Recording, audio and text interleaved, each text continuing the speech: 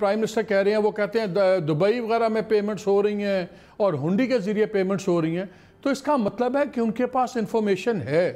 اگر ہے تو پھر وہ انفارمیشن کیوں نہیں لائی جاتی یا ایکشن کیوں نہیں لیا جاتا اس میں؟ جی بالکل، وہ میرا خیال ہے ایکشن لیا جائے گا، اور اس کا ایکشن حکومت کا کام نہیں.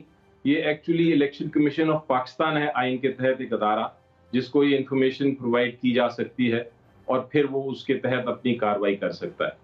لیکن جو دوسرا سوال جو میں جس کی طرف آنا چاہ رہا تھا مالک صاحب، وہ یہ ہے کہ اس کا طریقہ کار کیا ہے.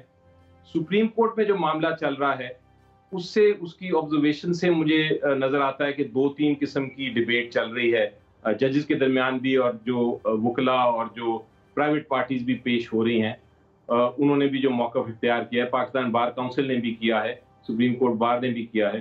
وہ یہ موقف ہے، ایک طرف یہ کہا جاتا ہے کہ چونکہ آئین کے تحت یہ الیکشن ہے اس لیے اس میں آئین کی ترمیم کے بغیر سپریم کورٹ انٹرفیئر نہیں کر سکتا، اور دوسری طرف یہ کہا جا رہا ہے کہ نہیں، یہ عام قانون کے تحت بھی اس میں تبدیلی آ سکتی ہے. میری نظر میں سپریم کورٹ ایک نیا طریقہ، ایک مڈل روڈ بھی اختیار کر سکتا ہے، اور وہ مڈل روڈ یہ ہے کہ وہ تشریح کرے کہ جو خفیہ الیکشن ہوتا ہے اس کا کیا مطلب ہے.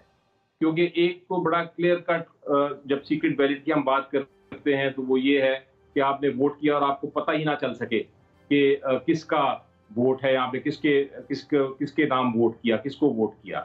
اور دوسری طرف اوپن بیلٹ ہے کہ آپ کھڑے ہو کے نہیں تو مڈل وے کیا ہے؟ کوئکلی مڈل وے کیا ہے علی؟ مڈل وے کیا ہے؟ مڈل وے یہ ہو سکتا ہے کہ آپ سیکرٹ بیلٹ بھی رکھیں، لیکن اس کے ساتھ اگر کوئی ڈسپیوٹ ہوتا ہے کہ کسی قسم کی دھاندلی ہوئی ہے تو پھر آپ ایک اس کا میکنزم بنا دیں کہ وہ پتہ چل سکے کہ کس نے کس کے لیے ووٹ کیا ہے.